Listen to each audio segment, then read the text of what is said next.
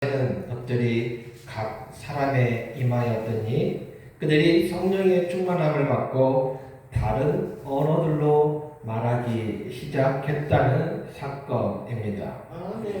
이 땅의 많은 교회들이 매년 성령 강림 주일마다 이 본문을 많이 읽습니다.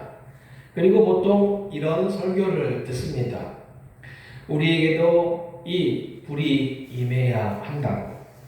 뜨겁게 기도해서 성령의 충만함을 받고 방언을 말하고 권능을 얻어서 세상을 향해 나가서 복음을 전해야 한다라는 설교를 듣지요. 틀린 말은 아닙니다. 아주 귀한 말씀입니다. 그런데요, 지금 이 시간 스스로에게 솔직하게 질문해 보십시오. 그렇게 예배 시간에 통성으로 기도하고 가슴은 뜨거워졌는데 교회 문을 나서는 순간 나의 일상이 얼마나 바뀌어지는지, 주일날 은혜를 받고 월요일 아침 출근하는 길에 혹은 직장에서 직장 상사의 잔소리와 쌓인 업무 앞에서 우리는 그 불과 바람을 어디에서 찾고 있었는지 스스로에게 한번 생각해 보십시오. 어쩌면 우리는 성령 강림을 믿음의 초능력 각성, 이례적인 초능력 각성으로 생각하고 있었는지는 모르겠습니다. 무기력한 신앙생활에 잠깐의 활력을 불어넣는 신비한 체험 정도로 생각하고 있지는 않았었는지요. 그러나 오늘 본문이 말하는 성령 강림은 단순히 어떤 개인이 능력을 받아 뜨거워졌다는 이야기가 아닙니다. 성령 강림은 인류 역사와 인류의 소통 방식, 그리고 우리가 타인을 바라보는 세계관 자체를 뒤흔드는 가장 혁명적이고 획기적인 사고 방식의 전환입니다. 오늘 이 말씀을 통하여 내 안에 갇혀있던 성령에 관한 고정관념을 깨뜨려버리고 진짜 성령님께서 내 안에 임재하셨을 때 우리의 삶에 일어나는 가슴 뜨거운 전율을 느끼실 길을 주님의 이름으로 축복합니다. 오늘 1절 말씀을 보면 오순절날의 이름에 그들이 다 같이 한 곳에 모였더니 라고 말씀하고 있습니다. 여기서 우리가 주목해 보아야 할 단어는 오순절입니다. 구약의 오순절은 단순히 보리를 추수하고 감사하는 날이 아닙니다. 유대 전통에서 오순절은 시내산에서 모세가 율법을 받은 날을 기념하는 날입니다. 출애굽기 19장 16절에서 18절 말씀에 시내산을 한번 생각해 보십시오. 하나님의 임재가 있을 때 그곳에도 분명 불이 있었습니다. 연기가 자욱했고 천둥 소리가 났습니다. 오늘 본문의 바람과 불의 현상과 매우 비슷합니다. 하지만 결정적인 차이가 하나 있는데요. 구약의 시내산에서는 오직 한 사람, 그 한 사람이 누구예요? 모세입니다. 모세 한 사람만 그 빽빽한 구름 속에서 하나님의 임재 안으로 들어갈 수 있었습니다. 나머지 백성들은 뭐하고 있었어요? 산 밑에서 두려워 멀찍이 떨어져 있었습니다. 하나님의 임재는 특별한 사람, 그리고 특정한 한 공간에만 독점되어 있었습니다. 그런데 오늘 본문 3절 말씀을 보면 마치 불의 혀처럼 갈라지는 것들이 그들에게 보여 각 사람 위에 하나씩 임하였더니 라고 말씀하고 있습니다. 여기에 기독교 대혁명이 있다는 것이지요. 불이 한 군데 한 덩어리로 뭉쳐서 제단 위에만 임한 것이 아닙니다. 쪼개지고 갈라져서 각 사람 위에 임했습니다. 마가의 다락방에 몇 명이 있었습니까? 120명이 있었습니다. 그 120명 안에는요 베드로와 요한 같은 예수님의 제자들도 있었습니다. 하지만 이름도 없는 평범한 여인들, 그리고 갈릴리의 촌부들, 사회적으로 소외된 이들도 분명히 이 120명 안에 있었다는 것이지요. 이처럼 성령님은 차별 없이 각 사람 위에 임했다는 것이지요. 이것이 왜 기독교의 대획기적인 혁명일까요? 이제는 더 이상 하나님을 만나기 위해 거룩한 성전, 유대인들이 말하는 예루살렘 성전까지 갈 필요가 없어졌다는 것을 의미합니다. 성령이 임하셨다는 것은 하나님이 우리를 걸어다니는 하나님의 성전으로 삼으셨다라는 것이지요. 이제는 성령을 모신 우리가 성전이 되는 겁니다. 그래서요, 교회는요, 이 건물이 교회가 아니라 우리가 교회가 되는 것이지요. 나의 가정이, 나의 사무실이, 내가 운전하는 그 운전석이 바로 하나님의 임재가 머무는 성소가 되는 줄 믿습니다. 성령님이 임하시니까 일어나는 가장 큰 변화는 종교와 일상의 경계가 완전히 무너졌다는 것입니다. 주일 1시간 예배당 안에서 뜨거운 신앙인이 아니라 월요일부터 토요일까지 삶의 모든 현장에서 하나님의 순결을 느끼며 살아가는 일상의 혁명. 예배는요, 주일날 1시간 드리는 것이 예배가 아니라 우리의 삶 전체가 하나님께 드려지는 거룩한 산 제사가 되는 것입니다. 이것이 바로 성령 강림의 본질입니다. 이제 우리가 가장 오해하기 쉬운 4절 말씀을 한번 보겠습니다. 그들이 다 성령의 충만함을 받고 성령이 말하게 하심을 따라 다른 언어들로 말하기를 시작하느니라. 우리는 흔히 이 구절을 방언 은사로만 생각합니다. 옛날 기도원에 가면 뭘 받으라고 주로 이야기했나요? 방언 받으라고. 내가 알아들을 수 없는 신비한 하늘의 언어를 요창하게 구사하는 것을 우리는 흠모해 왔습니다. 나는 한국말로 기도하고 있는데 옆에서 알아들을 수 없는 언어로 기도하면 뭔가 좀 달라 보이잖아요. 방언의 은사도요, 각각 달라요. 어떤 사람들은 엄청 사납게 기도합니다. 어떤 사람들은 엄청 우아하게 기도하는 분들도 있습니다. 하지만 사도행전이 보여주는 이 다른 언어 사건은 단순한 기적이 아니라 인류 최초의 비극, 바벨탑 사건을 기억하십니까? 이 바벨탑 사건의 저주를 정면으로 뒤집는 대반전의 사건이었다는 것이지요. 인간들이 자기의 이름을 내고자 하늘에 닿으려고 했습니다. 하나님은 그들의 언어를 혼잡하게 하셨습니다. 말이 통하지 않으니까 사람들이 온 땅으로 사방으로 흩어져 버렸습니다. 왜요? 소통이 단절된 거예요. 말을 해도 말을 못 알아들어요.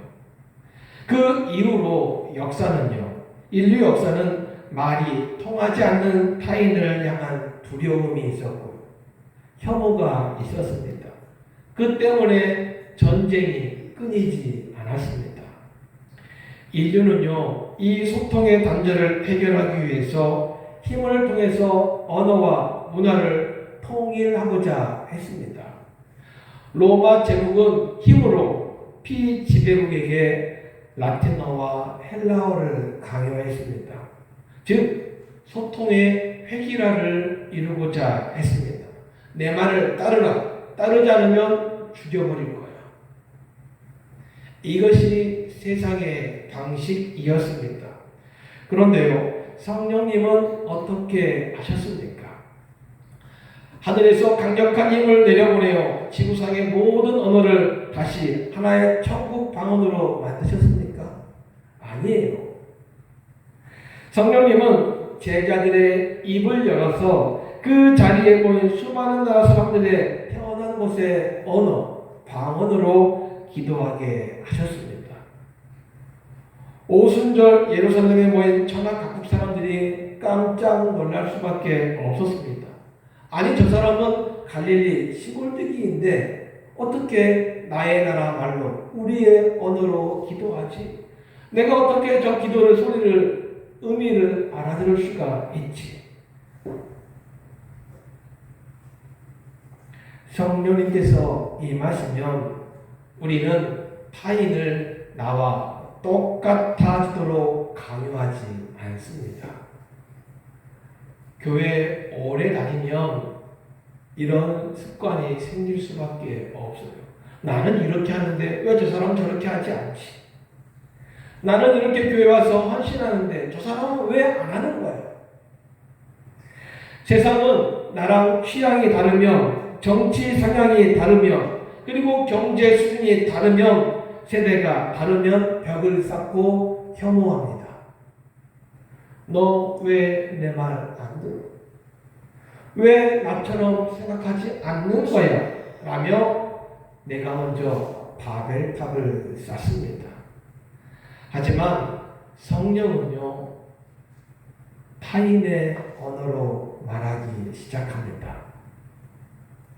아내는 남편의 언어로, 남편은 아내의 언어로 이야기합니다.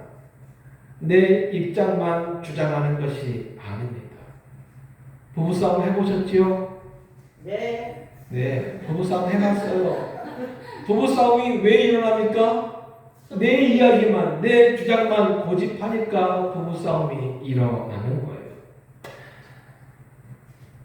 남편은 아내의 입장에서, 아내는 남편의 입장에서 상처와 고단함을 그 사람의 눈높이로 이해하고 말해주면 됩니다. 자녀는 부모의 언어로, 부모는 자녀의 언어로 이야기합니다. 부모님들이 가장 흔히 범하는 실수가 뭡니까? 나 때는, 내가 어렸을 때는, 그렇잖아요? 하지만 부모는 자녀들의 입장에서 이 시대 청년들의 불안과 아픔을 그들의 언어로 들어주어야 합니다. 교회는 또 어떻습니까? 교회는요, 교회의 언어로 이 세상 사람들을 정죄하면 안 됩니다. 세상 사람들이 이해할 수 있는 상식과 따뜻함, 공의로움으로 다가가야 합니다. 아직 예수님을 잘 모르니까 그럴 수도 있어 라고 생각하며 다가가야 합니다. 저 사람은 마귀 사탄이야. 어떻게 전도가 될 수 있을까요? 진짜 성령님께서 임하시면 꽉 막혔던 귀가 열리게 되는 줄 믿습니다. 타인의 아픔을 공감하는 소통의 기적이 일어납니다. 이것이 나에게 없다면 아직 나는 성령의 성령의 임재를 경험하지 못한 사람입니다. 마지막으로 성령이 임하기 전과 임한 후에 그 사람의 상태를 우리가 살펴보아야 합니다. 제자들은 오순절 전까지 어디에 있었나요? 우리가 지난주에 살펴보았지요. 마가의 다락방에 숨어 있었습니다. 요한복음 20장 19절은 명확하게 이야기하지요. 유대인들이 두려워 모인 곳에 문들을 닫았더니 마가의 다락방에 모여서 뭐 했어요? 일단 문부터 잠가버렸습니다. 두려웠어요. 예수님을 죽인 세력들이 자신들도 찾아내어 죽이고 쫓아낼까봐 문을 꼭 걸어 잠그고 숨어 있었습니다. 그들의 관심사는요, 온통 어떻게 하면 내가 들키지 않고 살아남을 수 있을까? 즉, 생존이 목적이었습니다. 그런데요, 마가의 다락방에 모여있던 이 120명의 사람들만 그랬을까요? 우리는 어떻습니까? 세상이 무서워요. 미래가 불안합니다. 먹고 사는 문제가 두려워서 내 마음의 문을 꼭 걸어 잠글 때가 한두 번이 아니었습니다. 교회 아니라는 안전지대에 숨어서 여기만 안전해. 우리끼리만 은혜 받으면 돼. 우리끼리만 신앙생활 잘하다가 천국 가면 돼. 생존에만 급급해 있지는 않았습니까? 4절 말씀에 성령이 임하시자마자 어떤 일이 일어나냐면요. 문을 걸어 잠그고 숨어있던 그들이 문을 박차고 거리로 뛰어나갑니다. 그리고 천하 각국에 모여든 수많은 군중 앞에서 당당하게 외치기 시작합니다. 무엇이 그들을 그렇게 바꾸어 놓았습니까? 성령은요, 단순히 감정을 뜨겁게 만드는 불이 아닙니다. 성령은요, 내 안에 두려움의 대상을 파괴하는 불인 줄 믿습니다. 성령님께서 임하시며 나의 생존에서 하나님이 주신 사명으로 우리의 시선이 바뀌게 되는 것이죠. 죽으면 죽으리이다. 내 생명은 누구에게 있다? 하나님 안에 있다. 나를 해할 수 있는 세상의 권력보다 내 안에 성령의 권능이 더 크다. 로마의 칼날도 유대 종교자들의 위협도 그들을 막을 수 없었습니다. 왜냐하면요, 성령을 받은 사람은요, 세상이 감당할 수 없는 능력을 가진 사람들이기 때문이지요. 세상이 줄 수 없는 평안과 확신이 그 내면에서부터 솟구치기 때문입니다. 매일 아침 눈 뜰 때마다 우리는 이렇게 생각합니다. 오늘 하루는 또 어떻게 살아남지? 염려하면서 내 마음의 문을 걸어 잠그십니까? 오늘 이 시간 성령의 강한 바람이 나의 두려움의 문을 세차게 날려버릴 수 있기를 주님의 이름으로 축복합니다. 성령 강림은 종교적 핵심 인물들의 전유물이 아닙니다. 또 종교 건물 안에 갇힌 사건도 아닙니다. 성령님께서 임하시며 나의 모든 일상과 공간이 성전이 되는 줄 믿습니다.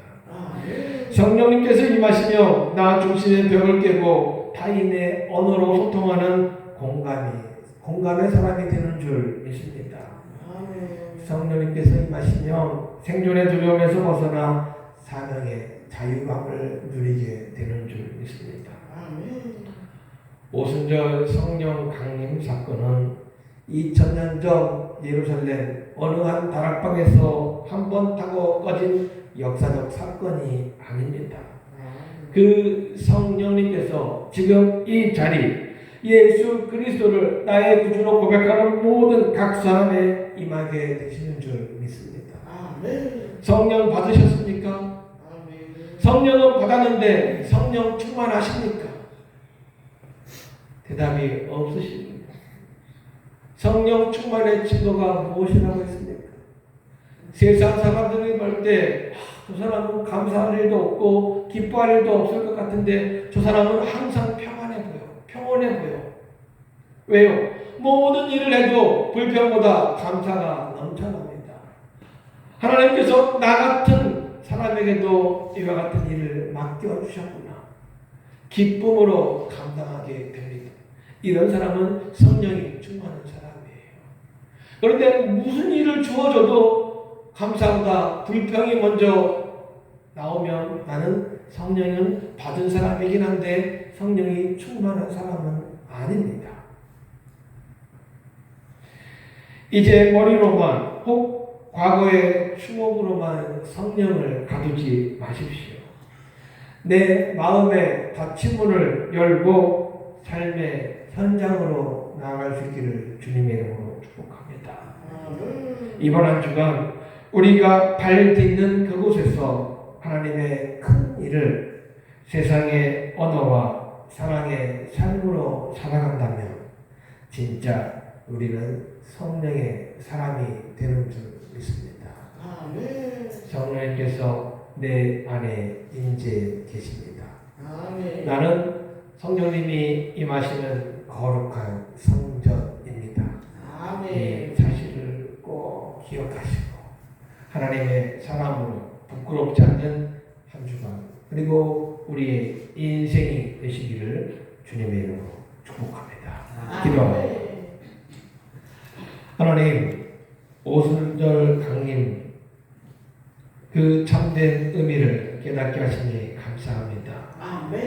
내 안에 갇혀있던 성령에 대한 편견을 깨뜨려 주옵소서. 이 시간 우리 각 사람 위에 임재하신 성령님을 환영합니다. 주일의 은혜가 월요일의 삶으로 이어지게 하시고 내 고집을 버려 타인을 품는 언어를 주시며 세상의 두려움을 이길 사명의 능력을 부어 주옵소서. 예수님의 이름으로 감사하며 기도하옵나이다. 아멘. 다 같이 일어나셔서 주님 다시 오실 때까지 찬양합니다.